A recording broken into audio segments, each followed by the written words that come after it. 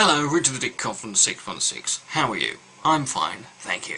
After several years of internet battles with white nationalists, white supremacists, race realists, or even the occasional honest person who calls himself a racist, and I'll link some of the videos below that I've done in the past, ones I'm particularly proud of that you can check out, I've recently come to realise something that I should have realised long ago, but it only just occurred to me. You see, there are several assertions and claims that are made by white nationalists, white supremacists, race realists, racists, over the course of a period of time that will always sort of be a constant for the most part. And I want to make this clear that the following claims I'm about to go through are not made by all white nationalists, white supremacists, race realists and racists, but they are made by enough of them that it seems to be the majority that accept it. Yes, I don't believe in generalisations, and that even goes for you subhuman scum, like you lot.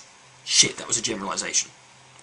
So let's go through these four claims individually. In one. Number one, there is a white genocide. Now, they use the word genocide to create that shock value, but it's not a genocide in the usual sense of gathering people up, rounding them up, putting them in camps and slaughtering them en masse. No, it's some airy-fairy little version of genocide that they've taken from the UN, as if these guys give a shit what the United Nations have to say about anything, until of course they found some weird definition of genocide that still doesn't even apply to what they're saying. When they say genocide, what they mean is the horrible action that non-white people live with white people, and occasionally a non-white person and a white person will breed and produce some horrid mongrel child. And even though that child has the genes of a white person, it doesn't count because it doesn't look white enough. And if this interbreeding between whiteys and non-whiteys continues, then eventually white people will cease to exist. Maybe not today,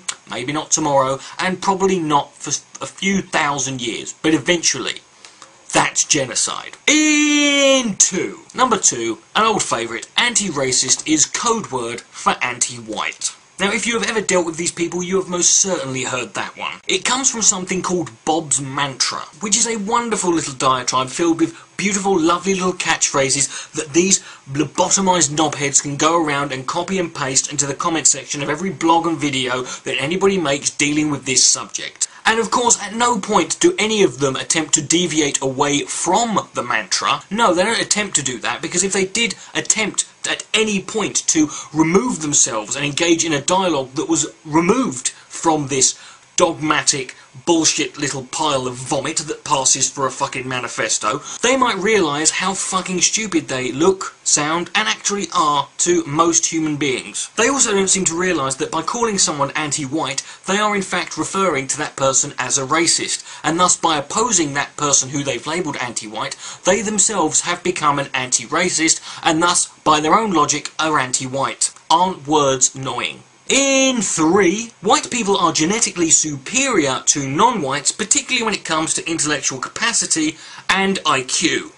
Most white nationalists, white supremacists, race realists and racists disprove that this is the case simply by being alive, but we'll ignore that one. And Bully's special prize! Number four. Most white people are too brainwashed by political correctness and the media into saying anything, or they're too scared to speak out because they don't want to be labelled a racist. Ironic considering white nationalists, white supremacists and race realists themselves are only called that because they are too scared themselves to call themselves a racist. Now, when you consider that most of Europe and America's population and its governments and its media are controlled, owned and run by white people, what the white nationalists, white supremacists, race realists and racists are actually saying is that the small minority of non-whites who have little to no political power between them have managed to convince the vast majority of white people in the government, the rest of the population and the media to brainwash themselves and all other white people into facilitating and promoting their own genocide and ultimately extinction from the human race. Now, I have to ask the white nationalists, white supremacists, race realists and racists, if white people are so much more intellectually fucking superior as you claim to be, how the hell have they managed to fall for this one? Because we are just too damn scared to be labelled a racist? I'm sorry, nobody is that fucking polite.